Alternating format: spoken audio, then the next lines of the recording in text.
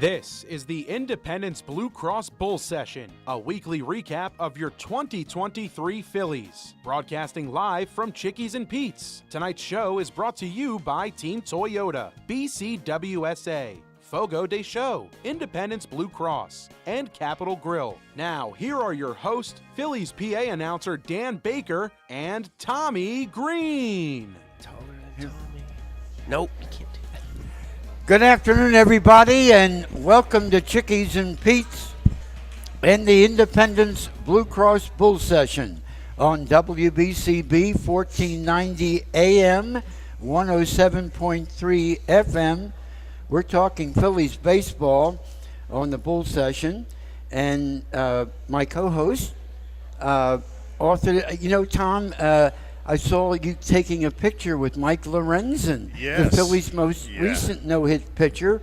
Well, we have a guy who did that in 1991. 1991. Tommy Greene, number 49. 1991. Long time ago. Now I feel old. And we You also, are old. That's enough out of the we also gallery. have another member of the 1993 National League champions, and if there was one thing missing on that team beginning that season, it was a shortstop. Amen. And up comes Kevin Stocker and hits 324. How about that? And how about that? I got to witness a lot of that because he batted. He was right in front of me. I got to see a lot of them lasers going that way and this way. So it was fun to watch, lasers. man. Number 19, Phillies shortstop Kevin Stocker. How does that sound right there? It makes you feel young again, doesn't it? It's amazing. It's amazing. Get to hear it at the ballpark every day, yeah. I got something to say to that.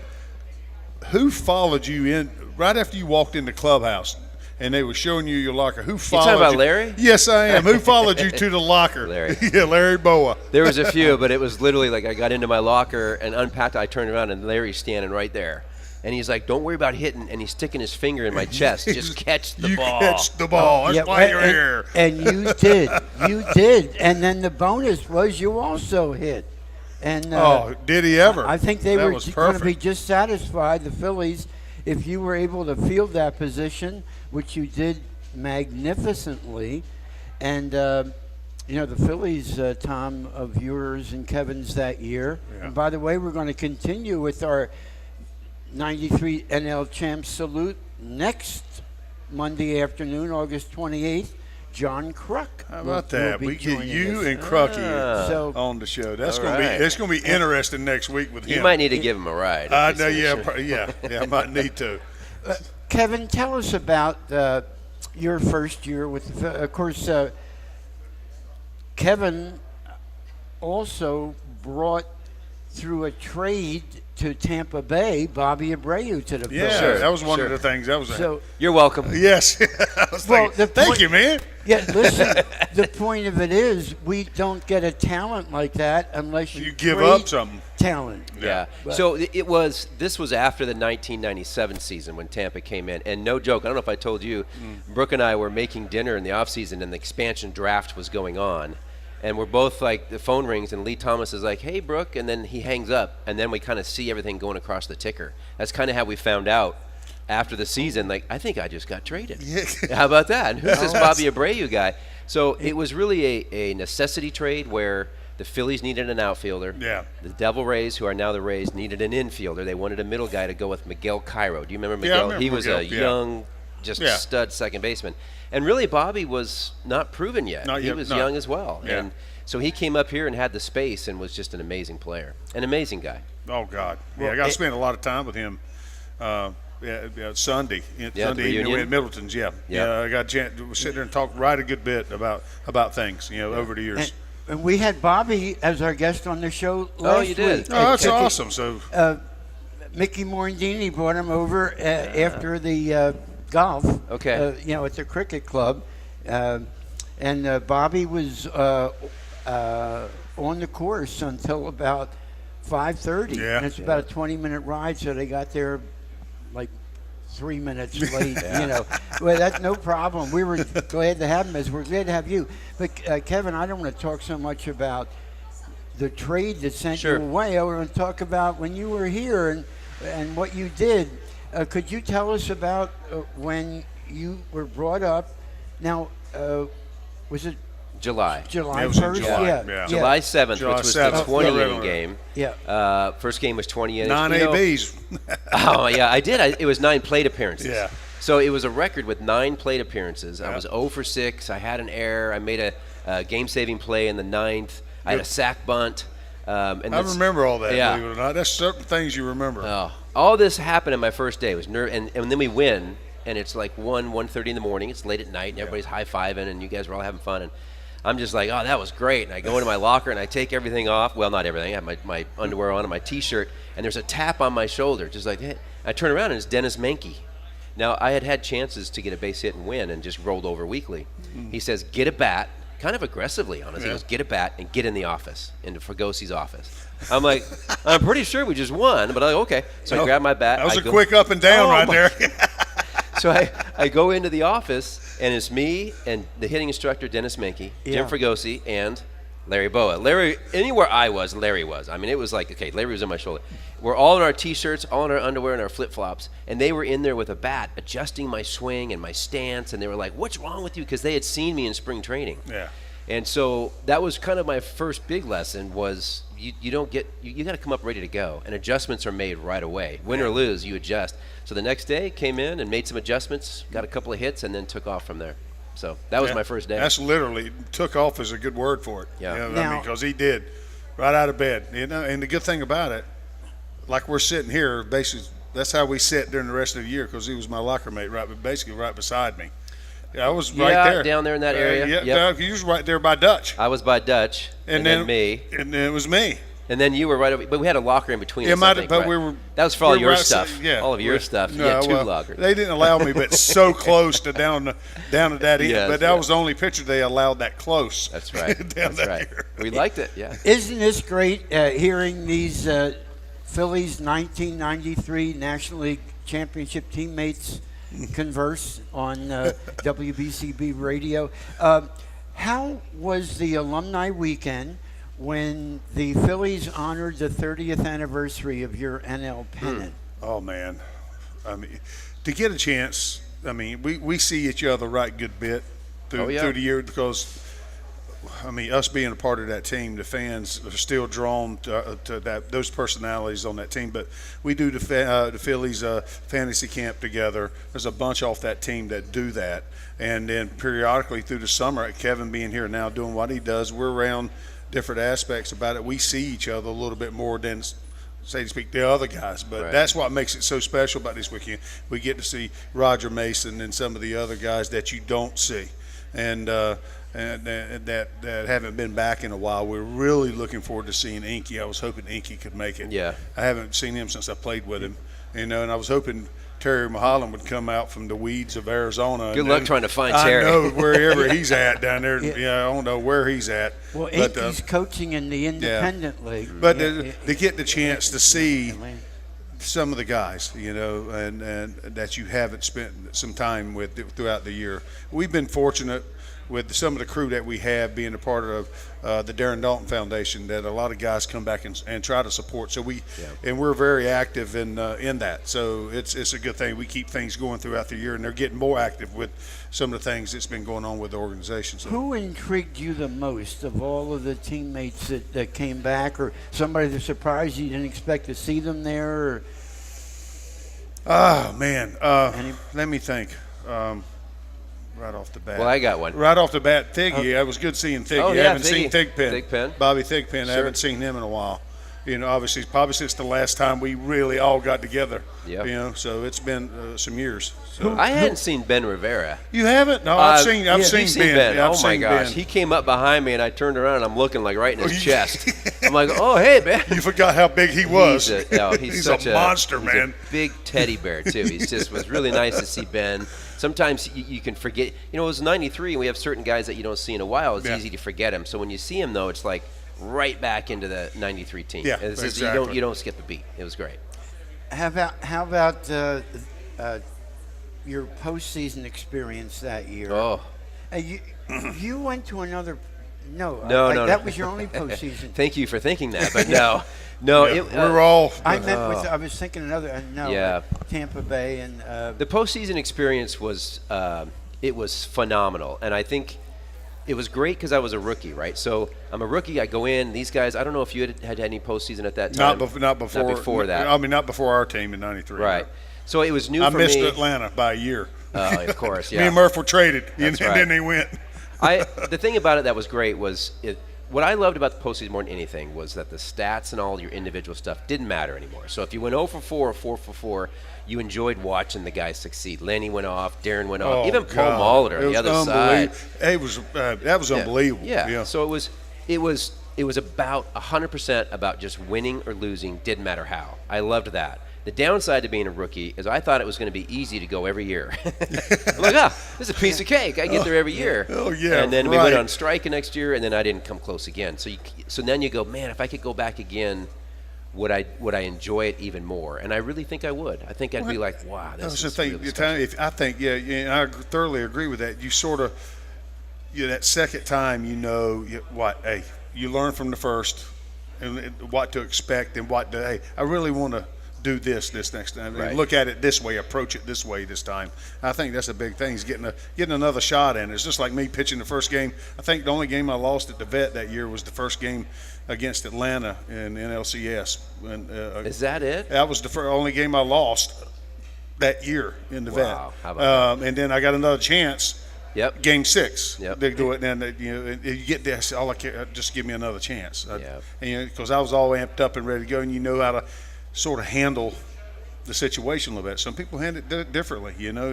It gets that motor revved up, and it's hard to get that engine down. Sometimes people handle it in different ways. That was just me. So you begged when dude hit that home run in Atlanta in Game 5. He was like, I got another shot at it.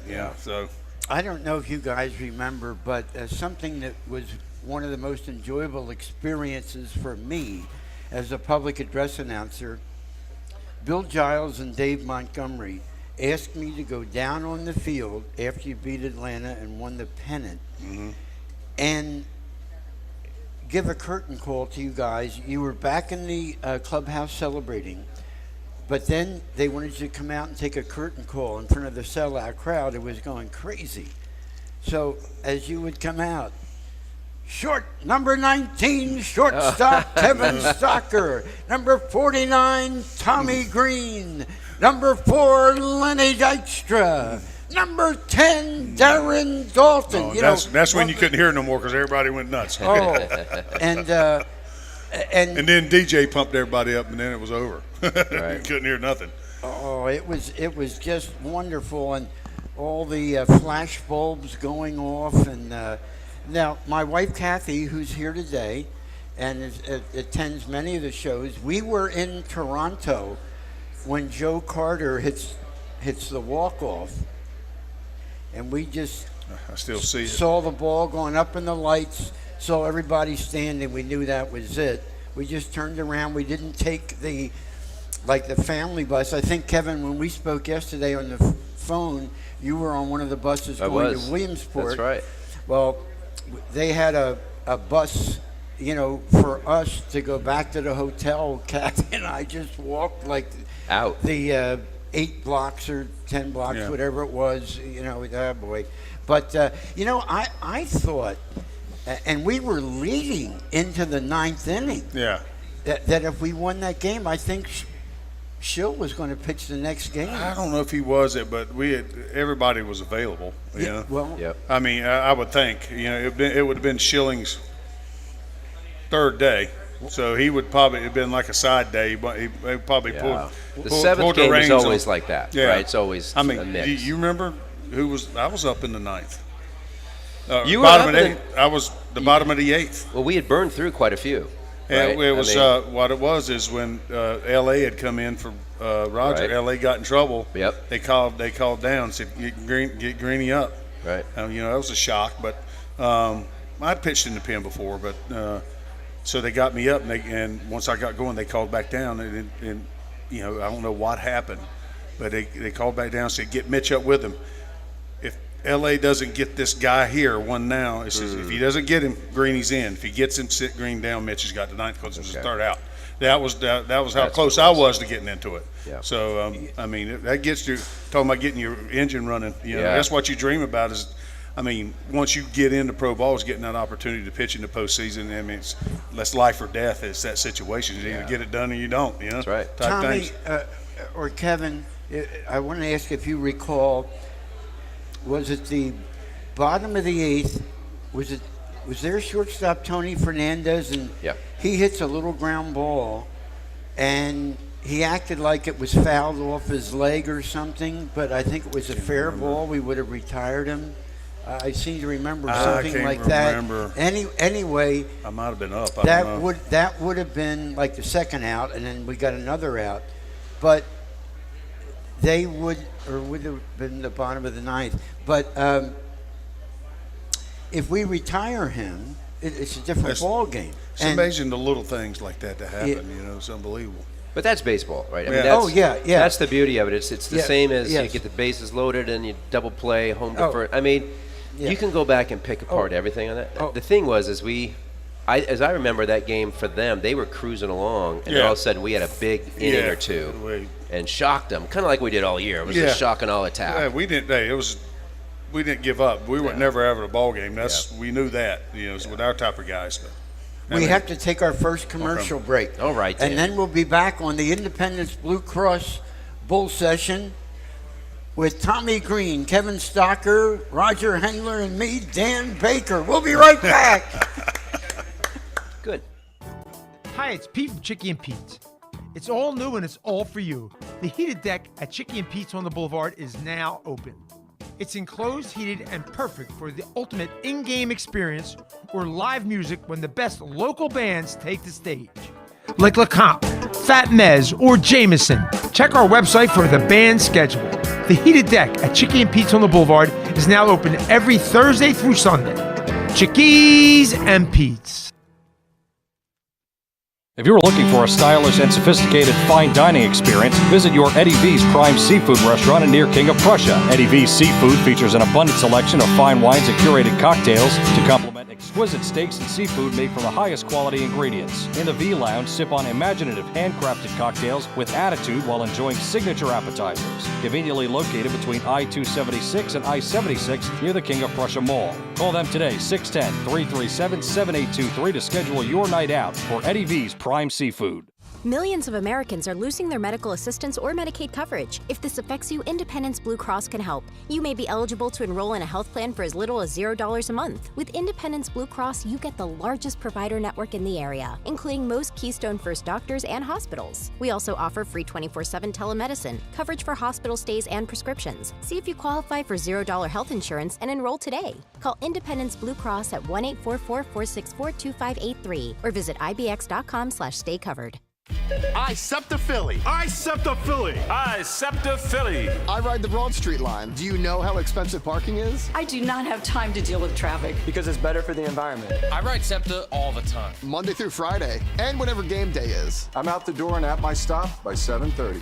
I catch up on work when I ride. I check Twitter, text my buddies. I watch sports highlights or lowlights. For real Philly fans, SEPTA is the hometown way to go.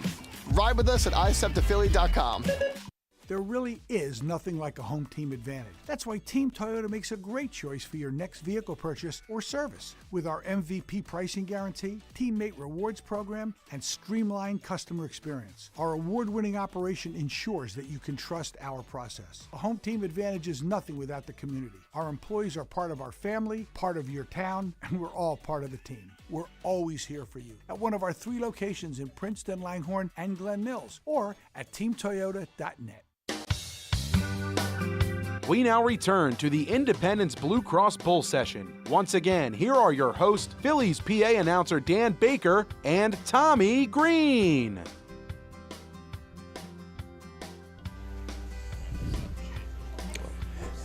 Welcome back, everybody, to the Independence Blue Cross Bull Session. Thank you. That's my wife applauding.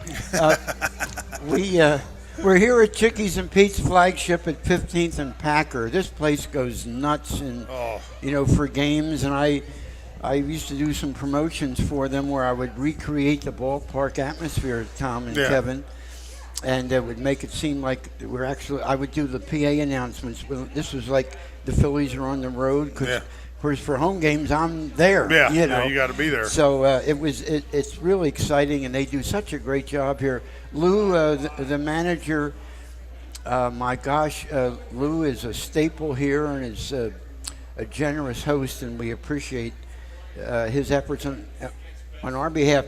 Now, we're here with two members of the Phillies' 1993 National League champions, pitcher Tommy Greene, shortstop Kevin Stocker. Kevin is now one of the Phillies' radio analysts. You know, Kevin, I know from talking with my friends like Mark DiNardo and Rob Brooks, who play an important role in the Phillies broadcast team, they've actually been wanting you for a few years. And I'm glad that, I guess, your schedule permitted you to get more, because you were involved on I think we were rotating 3 or 4 hosts, maybe even more, and but I don't think either they hadn't made a decision about bringing somebody on for more time, or I think in your case they wanted you, but you weren't available for more than... Well, it was, so I started broadcasting right when I retired in 2002. And I was doing college baseball for 20 years. That's good. Good. I mean, it was CSTV, which became CBS Sports. Yeah. And I was working with them, and then ESPN regional games. And then I lived in the West Coast. I did. Pac-12 Network, which is now basically gone. But the Pac-12 Network hired myself and JT Snow to do all TV. But then sporadically... Rob would call and say, hey, can you fill in like in 15, I think? Can you do 3 games? I'm like, sure, I'll do 3 games. I've never done radio. It was new. Yeah. And then in 2018, they brought in the 3 Kevins, right? They had 3 people come in because Larry was cutting back. Yeah. And after the season, which I was like, hey, that'd be great, but they ended up hiring Kevin Franson. So it wasn't like I said no. It's just they went a different direction that year. Okay. For whatever reason. And that's fine because my kids were still in college, that sort of thing. Who knows?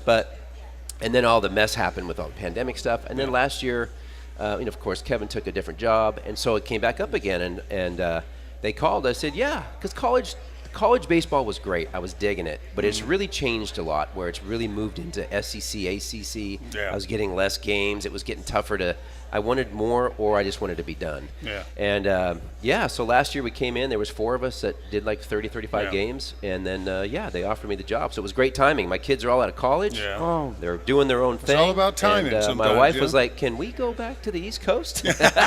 Sure. Well, you know what's wonderful? As a lifelong Phillies fan who just loves the team with all my heart, to see you guys come back and play a role. Tommy, you have played a lot of roles for the Phillies. You're a terrific ambassador. Which ones do you prefer the most? And you both represent the team so well. Yeah. Is there something in particular that you enjoy in your association with the Phillies and representing the team that you once starred for? Oh man, there's so many good things. I mean, I'm back here. Obviously, the reason I come back to Philly, she's sitting over there. And when I got back here, I realized that this is where I needed to be because of the fans, because they loved us, that team. They just love it, and also Dave Montgomery and Bill Giles. They're, just what the Phillies way, the Phillies in the community. I kind of got.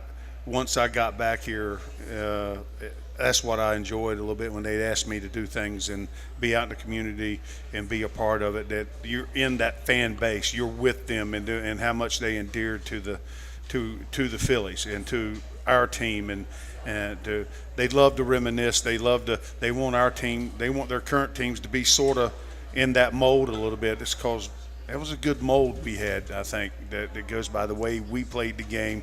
They dig that team last year, the way they played the game a little bit. It's sort of the same type thing. They had that the personality a little bit. But I have to credit for the Phillies, with Dave Montgomery and then back in the day, the way the Phillies family, the way it was, that's what I really loved about it. It made you feel like you were part of the family. It brought you back on board. Another team, of course, we're proud to have the Phillies and Eagles and Flyers and Sixers, and now we have the Union and soccer. They just had Messi there last week, and we're really fortunate. I always thought the Flyers were did a good job with that family concept, bringing former players back in the front office, on the broadcast team. Yeah, they were good at back in the day, representing them, and so to see you guys, and of course the other thing is you represent past success. There was a time going way back, the Phillies had a long run of second division baseball. Like they, from 1915, which was the Phillies' first ever World Series appearance, first National League pennant, they didn't get back to the World Series until 1950. It was 35 years. And there were a lot of losing well, the Phillies were the first sports franchise with over 10,000 losses.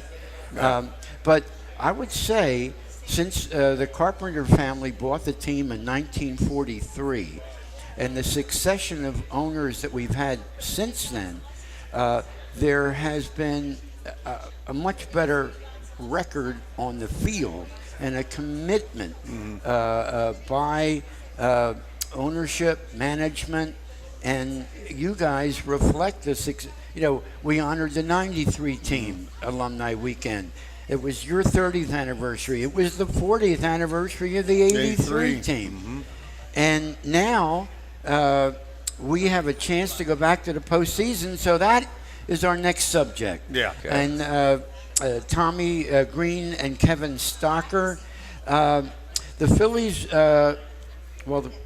are 13 behind the Braves. So I don't think anybody's catching the Braves in the NL East. That's not going to happen. Right. But we are in the lead for the wild card at the moment. And Tom, we'll go with you as our co-host and then our special guest. Yeah. How do you assess where we are right now and the likelihood that the Phillies will go back to the postseason this year as they did last year? Of course, then they went on a run all the way to the World Series. Yeah. What's going to happen this year, Tommy Greene? Well, we're right exactly where we were at the same point last year through the same number of games. We're basically almost the same. Almost the exact same. 1 game away. Yeah. And it comes down, and what I said all year last year was about health. If we can get everybody healthy back, and we're not going to get Hoskins. We're missing him. We missed that power production. But if we get what we have, get everybody back healthy, in particular in the bullpen, we need Alvarado back. I think is a huge thing because we need to have everybody hitting on all cylinders. But we got the guys that's the firepower to do it. I think offensive wise, that was one of the questions. The stock I was going to ask, who's got to step up? Who's going to be the one that steps up? The guy that gets hot, And my theory is about, we've had a lot of good things happen. The daycare, the young guys have stepped up this year and been the main key in the cog, for me this year. Now, I'm looking for the guys sort of like they did last year, start making that step forward a little bit and kind of maybe separating themselves a little bit. What do you see's got to happen? Well, health always works with any team, right? Yeah, you got to be healthy. You got to be healthy, which I think Alvarado is going to be back tonight. Believe it or not, I think which there's going to be a move. Hopefully. Yeah, he should be there. So we'll see about that. Marsh is back. Anytime you get into September, you got to stay healthy. I will say that the turnaround with Trey Turner is going to be huge, and I think you saw yesterday. It was a matter of time because I know Thompson was itching to get him back up toward the top again. They put him back up in the 2-hole last night. Hopefully Trey can stay there. Okay, yeah. Alec did a great job in the 2 spot, and he works well there. Yeah. You asked him who has to get hot. I think out of the guys that are swinging, I think JT needs to get going. offensively. JT can catch, he's great defensively, but he sits down in that 6-7 hole, and he's been super streaky, right? Super streaky. This year in particular. Yeah, and maybe he stays that way, and that's okay, but then he better be streaky at the right time. But it would be nice to get JT in that bottom anchor spot, because when he does a lot of things. He has some power, he has gap power, and he can run as a catcher.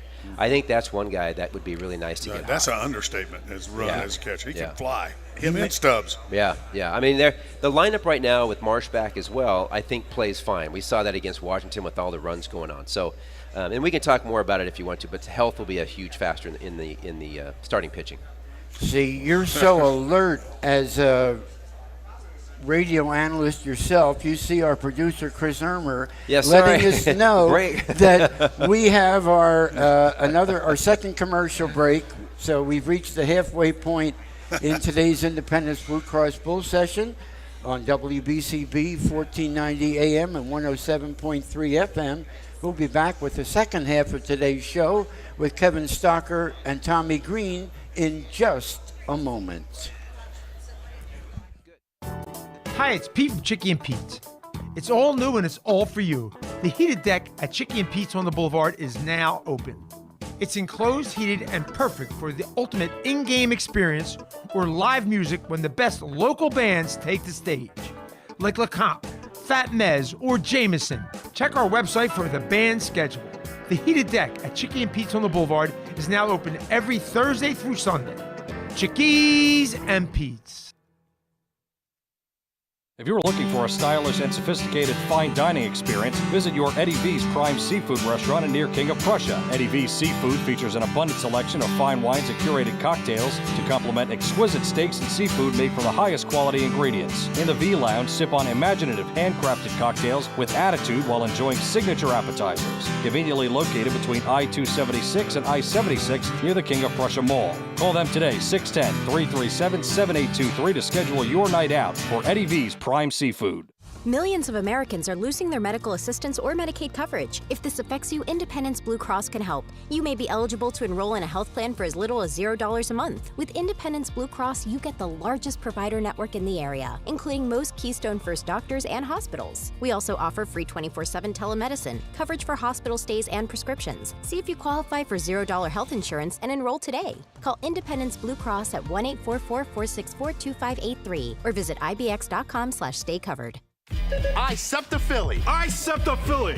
SEPTA Philly. I ride the Broad Street line. Do you know how expensive parking is? I do not have time to deal with traffic. Because it's better for the environment. I ride SEPTA all the time. Monday through Friday, and whenever game day is. I'm out the door and at my stop by 7:30. I catch up on work when I ride. I check Twitter, text my buddies. I watch sports highlights or lowlights. For real Philly fans, SEPTA is the hometown way to go.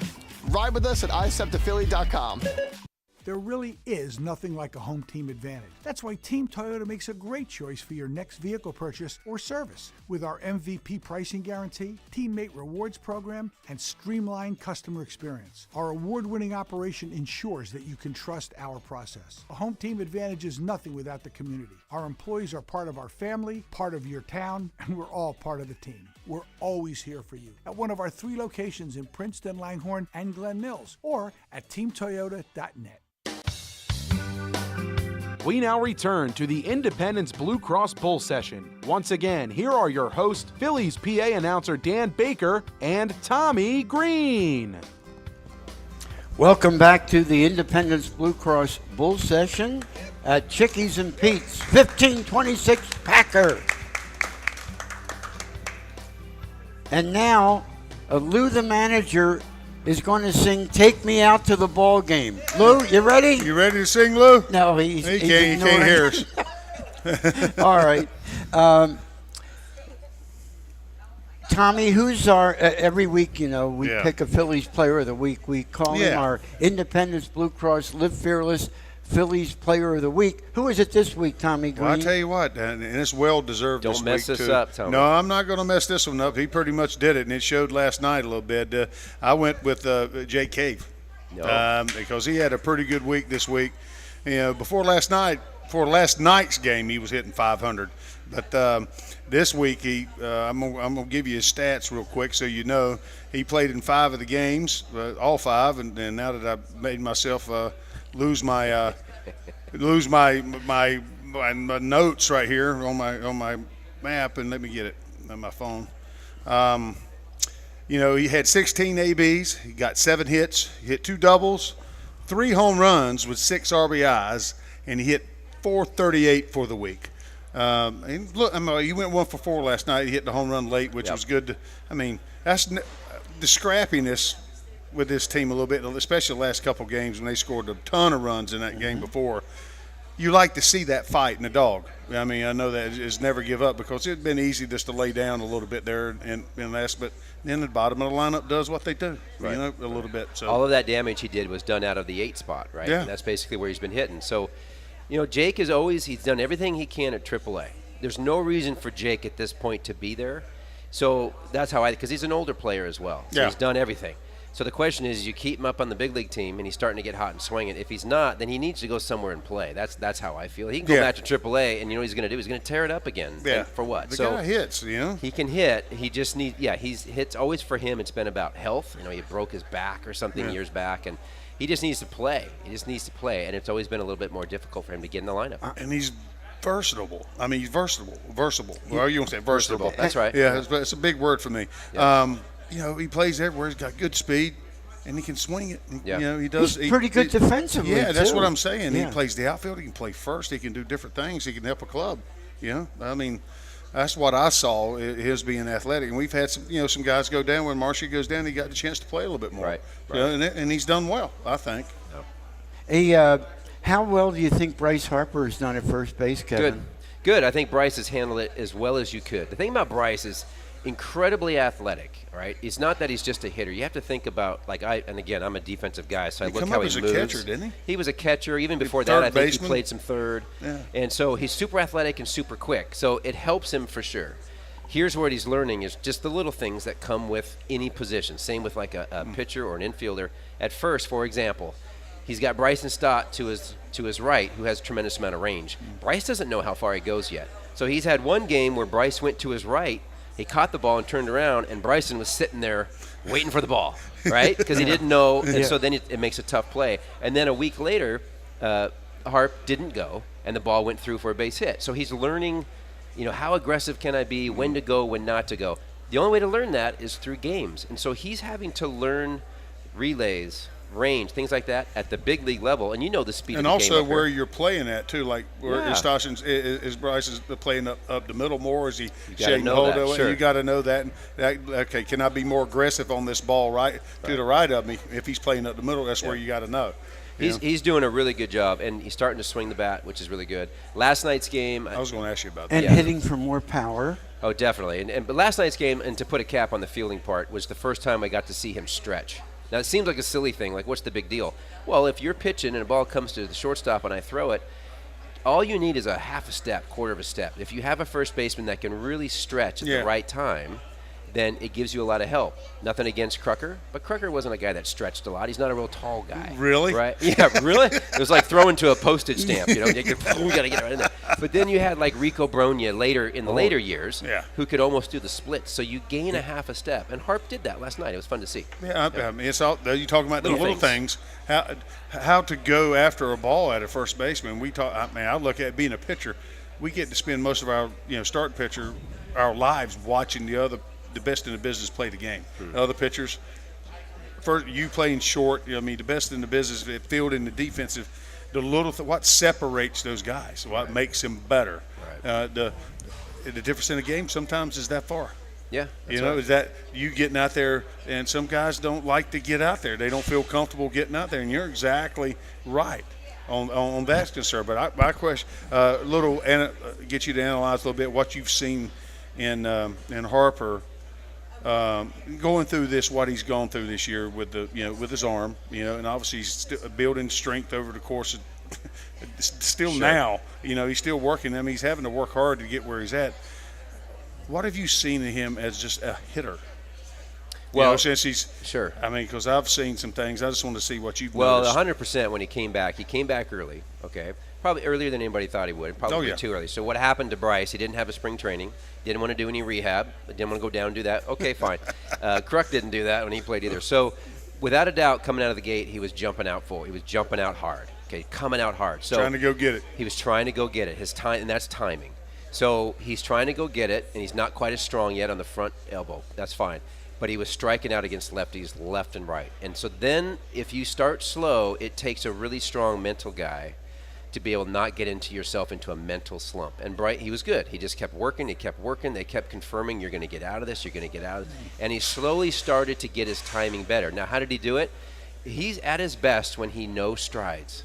Kind of like Stott did. Yeah, he bought into it, and he's like, yeah. He's like, okay, I'm good. Yeah. So he finally started, just in the last, I would say, 3-4 weeks, he kind of started, you'll see him to go to this no stride approach, and he lets the ball, and he's not afraid to like almost hit it out of the catcher's glove. Trying to see the ball now, it's starting to come. He's seen the ball a little bit longer. He's letting the ball travel a little deeper. So what's happening, and he's getting stronger at the same time. The elbow's getting stronger. He's getting more confident. You're seeing that with how the ball's jumping off his bat, and he's starting to come into his own. And it's a great time, right? Because he's going to start playing first base now. Man, that's all you want. He's going to start playing first base more. He has to. For this team, I think, to go on another question, he has to play more first base so that Kyle can DH. Yes. More. Because we got to have our defense in there. We got to have that defense out there. Yeah. We can't afford to give away things. Right. And I think Kyle will be out there still periodically, and but he also knows he needs D's to be in the DH spot. Well, I think seeing in Harper and the way he's hitting, just to see him, as far as the average is concerned, he's up around 300 and doing what he's doing and using that left side of the field, what he's doing, like you say, letting it travel to get deep as a pitcher. Watching that, and that's when you're like, oh crap, he's starting to get in trouble a little bit. He's going to give people issues. And then now that strength's starting to come, it's a good time. It's going to be a good September, I think, for him. I think it's going to really be a good one. Kevin Stocker, something else about you. One of the things that we try to do with this radio show is get into some subject matter that maybe you can't hear everywhere. Two questions I have for you. One has to do with your development as a shortstop and maybe any role models that you had, like in the big leagues growing up. Two, tell us about your family. Okay, so the two-part question, right? So the role model, I can tell you just some of my favorite players. I was a huge fan of Tim Raines. Don't ask me. Rock, man. And he wasn't even an infielder, right? But Tim Raines was a switch hitter. Yeah. And he could run, and that's when I got to know Tim when I was younger, watching him and play, and I'm like, I want to do that. And then I got to play against Tim, which was really cool. Yeah. So he was kind of a guy that I really admired coming up. For whatever reason, the way he played the game, he was a switch hitter, and he could steal a lot of bases. So that was huge, yeah. Going through learning the game, I can tell you at each level, there's always been at least one guy that I learned a ton. My college coach, Bob McDonald, taught me how to be tough and play the game. He was a hard-nosed coach. It was a lot of screaming and yelling, but I had to toughen up.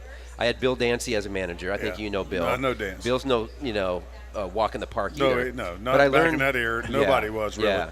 But with Bill, who was a shortstop, and even Boa when I came up, who was really tough. We definitely know where he came from. But it's I learned real quick. You got to pick. Okay, yes, I get that. Ignore all the noise at times, but you learn a lot on how to play at this speed. You have to. That's where ex-players can help you because fundamentals are great. You have to have the fundamentals. Now, how do I get Deion Sanders out, who's the fastest player in baseball? I can't just stay back. I got to make some adjustments. And so those guys would help me on counts, when to move on counts, where to play when Tommy Greene's throwing his slider. What do you have to do, that sort of thing. Those little nuances really helped me along the way. So those were some role models. The first step was huge. First step, where to play. Understanding the swing, how you're pitching. If you lost your pitch and don't have it, maybe I play a little bit to the right. Maybe I can play. And then with my family, I've been married for 29 years. I'm going to give it 28, 29, just so I'm safe that way. Be careful. I know. I got over there. I got 3 kids. My kids have all been born in different cities. So I had one born here. I had one born in St. Petersburg when I played with Tampa, and one born out on the West Coast when I was out there. They're all doing great. One's in New York, one's in Portland, Oregon. One's just starting his professional golf career in a month. So what are their names? So that doesn't shock me coming from you. That was your hall pass kid, right? It's my oldest is my daughter McKenna. Logan is my middle guy. He's a fashion stud in New York, and then Zachary is my youngest, who's going to Q school. Yeah, middle of September. That's awesome. Hey, yeah, that's awesome. It's all about backups, Dan. Right? You got to have backup. You got to support the folks down the road.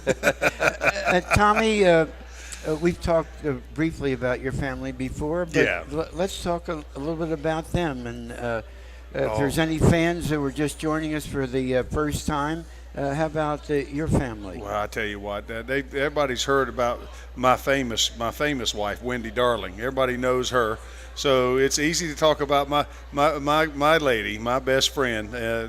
She's the reason I'm back up here.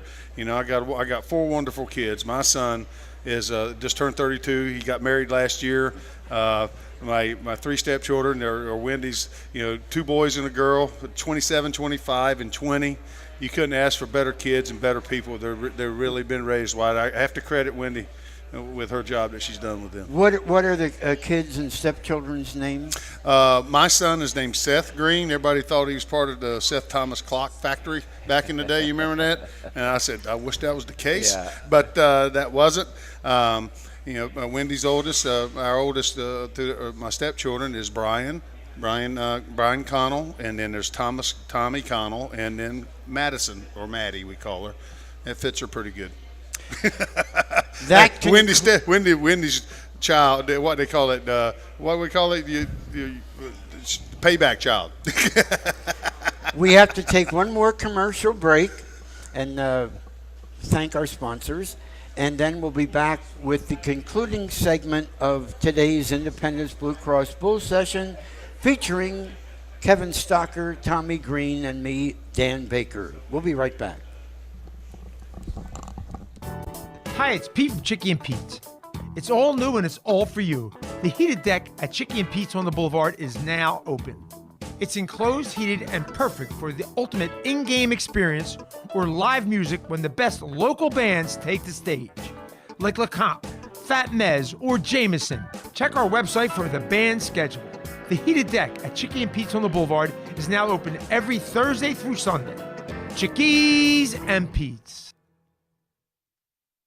If you're looking for a stylish and sophisticated fine dining experience, visit your Eddie V's Prime Seafood restaurant near King of Prussia. Eddie V's Seafood features an abundant selection of fine wines and curated cocktails to complement exquisite steaks and seafood made from the highest quality ingredients. In the V Lounge, sip on imaginative handcrafted cocktails with attitude while enjoying signature appetizers. Conveniently located between I-276 and I-76 near the King of Prussia Mall. Call them today, 610-337-7823 to schedule your night out for Eddie V's Prime Seafood.